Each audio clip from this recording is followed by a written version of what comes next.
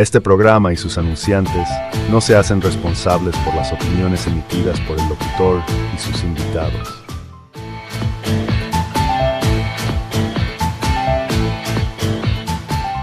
Tengo de invitado especial al doctor José Vicente Carrasquero, porque luego de los eventos que se han dado en Venezuela en el fin de semana y el arranque de la semana, cuando hace rato el presidente Trump hablaba de una tregua en el problema iraní, pues quería que el profesor Carrasquero nos indicara cómo ve esta semana con respecto a la oferta que está en mesa, lo que ven los venezolanos en Venezuela y lo que estamos percibiendo los que estamos fuera desterrados. Le copio, profesor.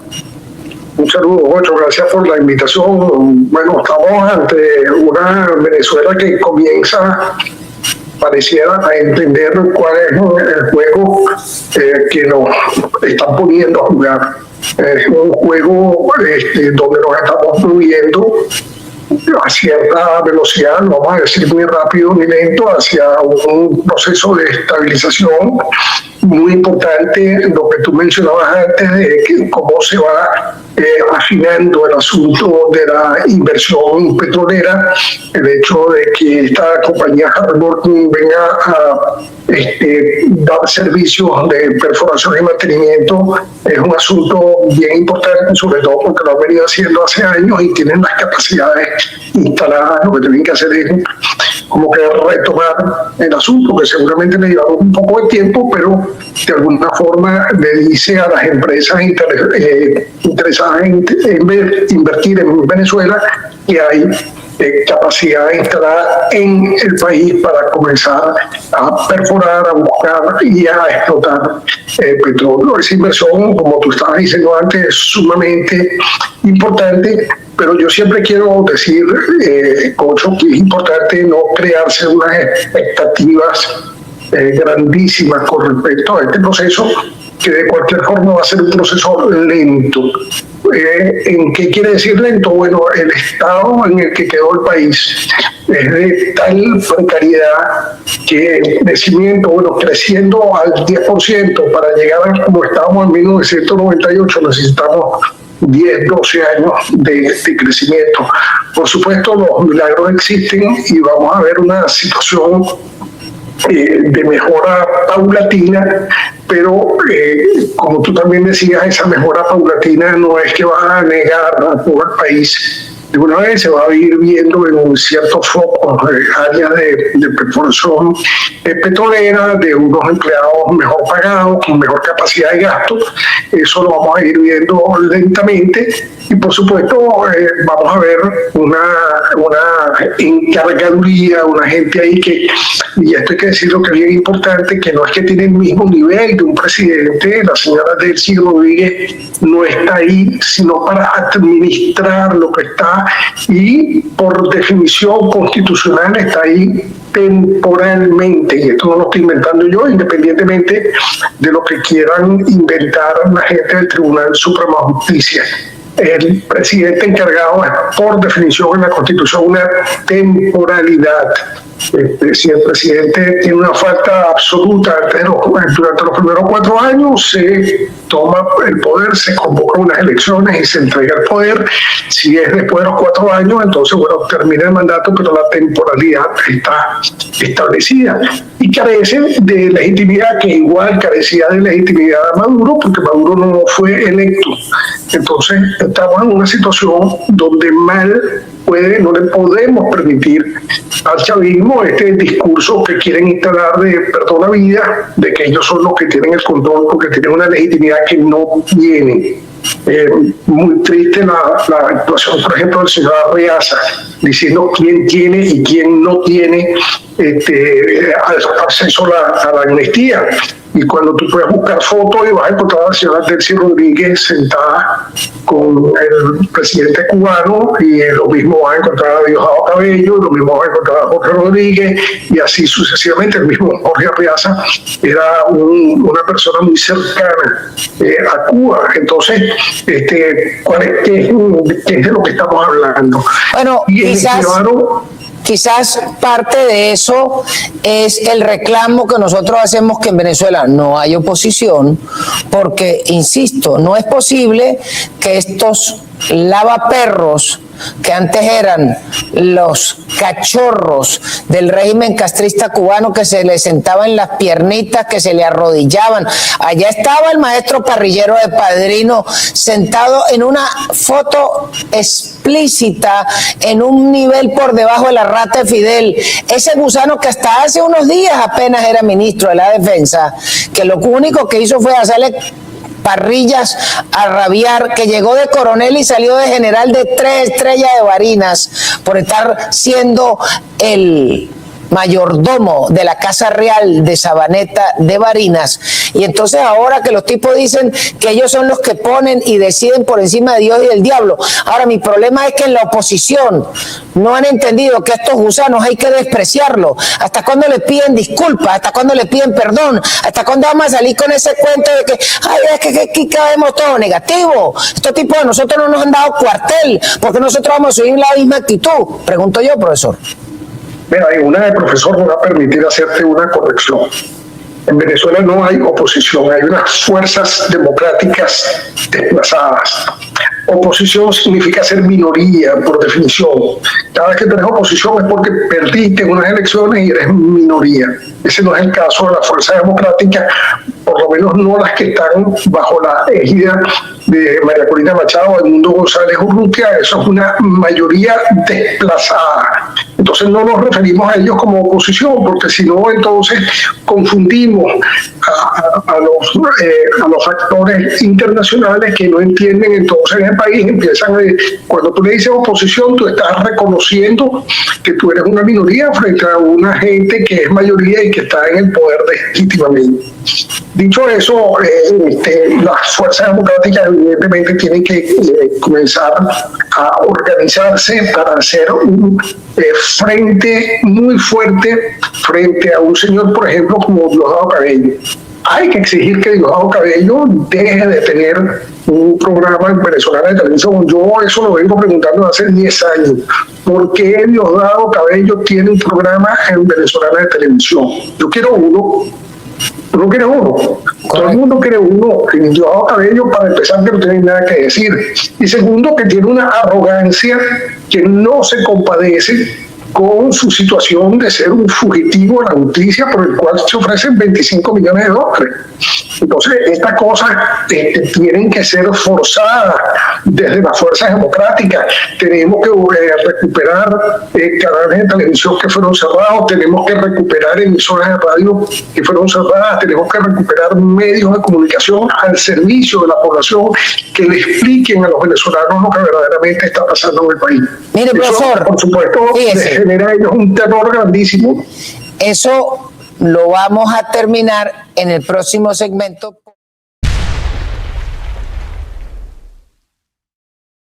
Me quedó la definición en el segmento pasado.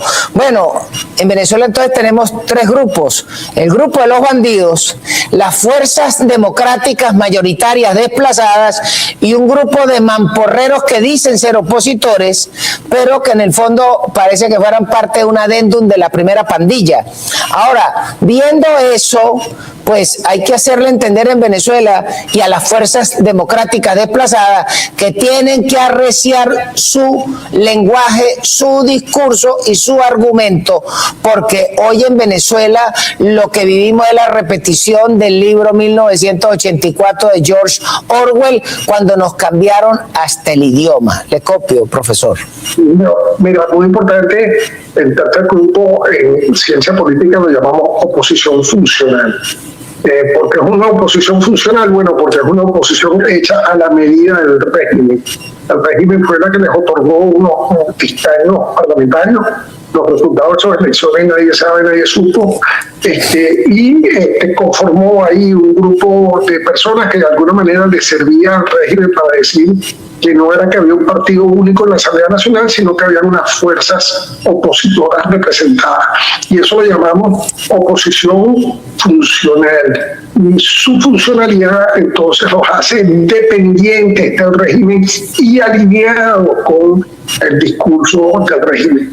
En eso el régimen ha hecho todo lo posible por no soltar ni siquiera cargos que son importantísimos que estén en manos de personas independientes, el fiscal general de la República, el defensor del pueblo, que es un cargo hasta ahora inexistente, pero que por lo menos debiera estar en manos de una persona independiente. Esta persona dice que ya es independiente, pero cuando uno oye discursos anteriores puede decir claramente con el 100% de certeza de que independiente no es, por más que ella quiera decir lo que le dé la gana, y nos hemos quedado pendientes de saber quién es el Contralor, porque el Contralor es un cargo importante que han utilizado como un arma de limitar las capacidades de la fuerza democrática. Entonces, cuando no les gusta algo, lo inhabilitan. El gocho presidente no, inhabilitado. ¿Por qué? Bueno, porque un día se montó en el autobús y no pagó medio que tenía que pagar para circular en el autobús y chao, inhabilitado el gocho. Entonces, ese tipo de cosas tiene que ser combatida por la fuerza democrática, porque nosotros tenemos que volverle a enseñar a los venezolanos en que hubo un momento en la historia de Venezuela donde los políticos sentían un poco de vergüenza, donde los políticos de alguna manera rendían cuentas, no robaban de la forma como roban ahorita, o como se roba ahorita, o no actuaban de la forma tan descarada como se actúa ahorita. Fíjate que esto ya lo deja haber hablado, pero el asunto del evento en Madrid, donde unas personas empezaron unos cánticos ahí, no sé qué, y estos salen como vestales ofendidas, y uno dice, bueno, pero ¿por qué te ofendes? Tú no tienes derecho a ofenderte en esto. Si tú hace rato ustedes inventaron desde freír en aceite la cabeza de los adecos hasta llamar sabandija, escuálidos, todas estas cosas, apátridas. Tú te vas a salir como una vestal ofendida. ¿A qué? El señor Jorge Rodríguez no tiene ni 2 meses que le mentó la madre a María Corina Machado. Entonces, ¿qué es lo que le pasa? Sean serios. Y ser serio significa quitarse esta actitudes farsantes que tienen. Son extremadamente descarados y la gente lo nota. Entonces ahora se visten de azul, andan de azul, se copian la B de 20 Venezuela. No sé si lo viste en la nota que cargaba hoy en estos días Jorge Rodríguez. Andan en una de que ellos van a recuperar el sentido de lo que es ser un político, pero es que nadie les va a perdonar lo que ustedes tienen que rendir cuentas después. Cuando en Venezuela haya un gobierno legítimamente electo, una de las primeras cosas que hay que hacer es investigar todas las violaciones de derechos humanos de los cuales estos señores en su mayoría son, vamos a utilizar la palabra presuntamente, actores protagónicos de este tipo de cosas. Entonces, por eso que a mí me fastidia mucho, me fastidia particularmente, de hecho no lo veo, lo veo cuando la aparece por ahí en una red social, pero Diosdado Cabello es una persona que no tiene derecho alguno ni siquiera de abrir la boca, porque para empezar el 3 de enero fue uno de los primeros que se escondió. Yo no vi a Diosdado Cabello el 3 de enero defendiendo a nadie, ni peleando por nadie. No, claro. Se comportó igual que el 4 de febrero, se comportó igual que el 11 de abril, se comportó, que hay un asunto, el tipo se come. Claro, no, el tipo él mandó al señor Spocky, que es el jefe de máquinas del Enterprise, que lo transportara. Lo que pasa es que no sabemos por dónde lo transportaron y después lo volvieron a traer. Pero además de eso, el tipo sí, por supuesto, él dijo, no, yo estoy aquí armado, pero con la pistolita de miar. No fue capaz de nada. Ese canalla es cobarde, que en realidad lo que es un gran gritón, es el propio macho de burdel, y entonces el tipo ahora, se siente ofendido porque a la tipa esta la compararon con Lucy, que es la protagonista de el papel femenino en el planeta de los simios. Y entonces, se sintieron ofendidos. Pero por favor, entonces no puede ser. Pero lo más triste es que salga Carlos Baute a pedir disculpas. Eso me molesta más. Porque que los hayan dicho eso y que los tipos se quejen, está bien. Pero el tipo que tiene todo el derecho de botar las tripas, como es Carlos Baute, o la señora Machado, y que después se hagan a pedir perdón, uno dice, pero bueno, y entonces, ¿dónde es que vamos? Le copio. Bueno, yo creo que un poco la idea, y es un trabajo que tú mismo has dicho, Bocho, que tenemos que hacer en algún momento, de bajarle la confrontación, la polarización nos ha hecho muchísimo daño. Y entonces, bueno, tú lo que no puedes es, o tienes que tratar de ver cómo vas a ir disminuyendo la polarización. Ahora, la polarización tú la disminuyes en la medida en que los otros también disminuyen la polarización. Pero los otros siguen insultando, y los otros siguen el bellaco de Bajo Cabello metiéndose con todo el mundo. Estas cosas, por supuesto, tienen que tener una respuesta. Ellos no pueden esperar que la gente se quede callado ante los atropellos que ellos hacen permanentemente. Entonces, las fuerzas democráticas desplazadas tienen que empezar a enseñar la fuerza que tienen, que es la fuerza de la mayoría. Somos más, y como somos más, estamos en la disposición de imponer la agenda, y tenemos que empezar a hacer propuestas, y tenemos que empezar a exigirle al administrador, que no es nada más que un administrador que se comporte de una determinada manera, que ayude a resolver el problema de los salarios. Vamos a ver con qué salen el 1 de mayo.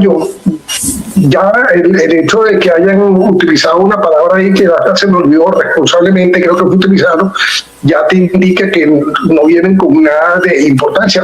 Bueno, para empezar, porque no tienen recursos para asumir nada de importancia, y eso es precisamente, como te dije antes, por lo bajo que hicieron caer a Venezuela en términos de calidad de vida, en términos de poder adquisitivo, en términos de servicios públicos mínimos que debía tener la población y que no tiene. Y además de los delitos, la rendición de cuenta de la plata, porque estos sujetos pasaron más de 1,5 trillones de dólares en 27 años, que se esfumaron después de darle con la varita de Harry Potter al sombrero del mago, ¡puf!, y se desapareció y ni se supo. Bueno, profesor, muchísimas gracias, y volveremos a pedir sus opiniones porque este tema le falta. Muchísimas gracias. Buenas noches, muchas gracias por la invitación. Hasta luego. Así se vivió el día de clases de actuación. Mi nombre es Anderson Ballesteros, actor colombiano con más de 25 años de experiencia en teatro, en cine, en televisión. Muchos de ustedes me reconocen por mi papel de Alexis en La Virgen de los Sicarios en el año 99, Chili en Pablo Escobar, El Patrón del Mal, Patoco en Arely Senado, bueno, y muchas otras. Aquí trabajamos con técnicas de verdad, análisis de texto, técnicas de escucha, movimiento y construcción del personaje. Trabajamos para la cámara y recibes dirección. ¿Qué se nota en las diferentes construcciones de personaje para la escena y la cámara? Si eres latino y alguna vez has soñado con estudiar actuación en español, pero con formación a nivel internacional, escucha esto. Este taller es para que tengas una técnica real, voz, cuerpo y dirección, un taller práctico real. Acá no venimos a jugar a actuar, acá venimos a desarrollar herramientas necesarias en escena y en casting. Y los grupos se llenan pronto, porque trabajamos con grupos reducidos.